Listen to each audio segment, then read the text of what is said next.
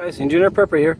Well, today I'm going to start installing part of the first flush system. So I got this oval output on this section of the guttering, and since it's oval, they have this adapter, but it's a rectangle to 3-inch PVC, and I had this flange, this aluminum flange, that it's technically for guttering that don't have any holes and you have to put one, and that's what you use. But I got this so it'll fit the flange nice and fit, and then I'll put that right there and rivet it in to the bottom of that and seal it really good. That way there's not much play, versus without it there's no way for me to attach it directly. So the 3-inch PVC, and then over there my mini truck, right there, let me zoom in, there's that 3-inch to 2-inch adapter, and then a couple of the fittings, which I'll show when I get to that point. So I'll be putting that on. Here's the 4-inch pipe and the 2-inch pipe, which I'll be cutting to fit, and let me get started, and that's what I'll do. So I'm going to rivet it in and seal it, and it should be just like this. So let me go ahead and do that. Be right back. Hey guys, Engineer Prepper here. Well, I don't remember what was his last day I did that video when I showed the installation of the gutter. That was at least a couple, I'm going to say a couple days ago. And this weekend I went and finished the piping and all that, and this is a 4-inch pipe, PVC pipe, with a drain clean out, and up on here is a 4-inch to 2-inch, here, let me zoom in, 4-inch to 2-inch T-fitting, and then just on top of that right there is a 2-inch to a 3-inch adapter, because the adapter from that rectangular, that's an adapter from the rectangular downspout to a 3-inch PVC pipe.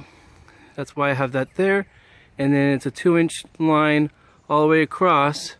And right now, let's see if I could go up, raise my hand, it reduces down to 1 inch, because I have a bung fitting that fits exactly for a 1-inch PVC, a 3/4 inch PVC, and I didn't want to drill any more additional holes until I could make sure this is actually working. And then here, as some of you guys know, when you open both of those valves, well, I got the water coming in the middle one, because I have a little sight line to see how much water I have in the barrel.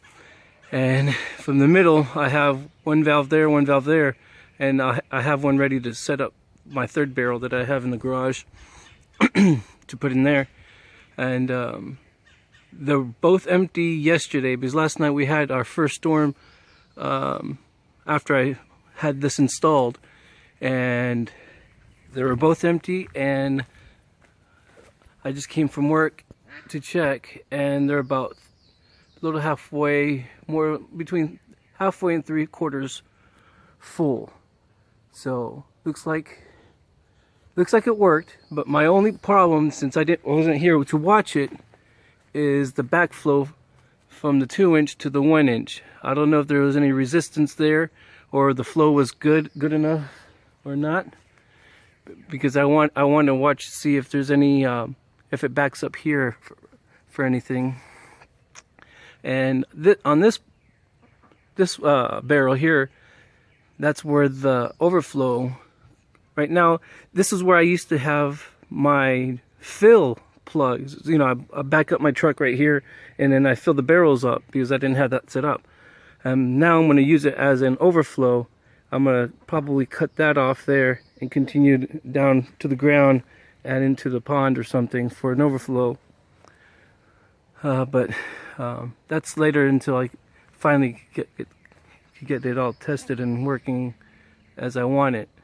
So I'm happy that the rain we got actually almost filled 3/4 all the way up. As you can see right there, I don't know if you could tell, but yeah, it looks good.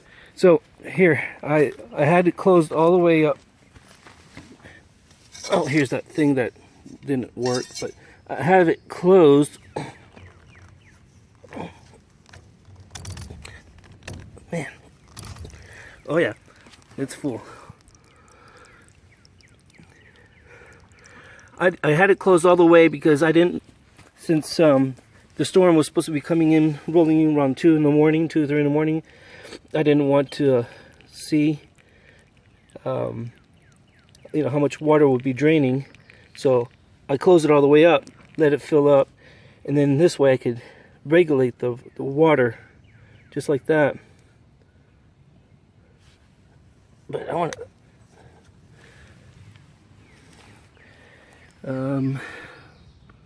I think I'll just leave it like that, and then maybe this weekend, well, let's take a look. It's gonna gush out. There's a lot of pressure behind that. It's hard to turn.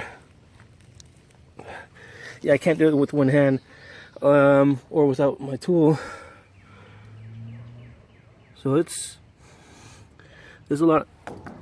Yeah, it's full. That's awesome. It worked. Free water, guys. That's what I want. So it works. And if you guys have any questions or any comments, that, you know, maybe I should do something differently. My concern was that reducer really close to the T fitting. I wanted that reducer maybe down here, and then a 2-inch pipe up to the T. But because in case I could have the little water bottle that's inside there that stops up there to prevent any of the floaties to float back up out of the 2-inch. So I wanted it down here. So that's the only thing I want to test, is how much crap filled that pipe. But it looks like, is it still flowing, coming out? Yeah. God, yeah, that's tough. Okay. Anyway, that's it.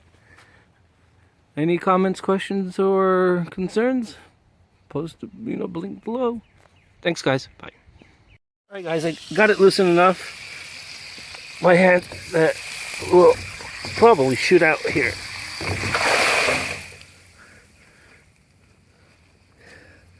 So yeah, there it goes. And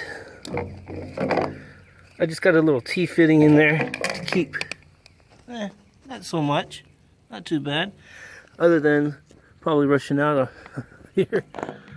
But yeah, looks like there was some stuff. Has a green film on there. So what I have this to keep the pipe, the water bottle, from coming all the way back down and preventing it floating up. So let me try to get this with one hand. Come on, get in there with this. There we go. There we go. So I have that little piece of PVC in there to keep the water bottle from going into this corner and preventing from floating. This way, it'll at least float every time. But yeah, the water pressure didn't let me open it up. So I'm gonna leave it like that open, and it should slowly leak out. Here, that should do it right there. I should fill up faster than leaking out. So there we go. That's it. Thanks.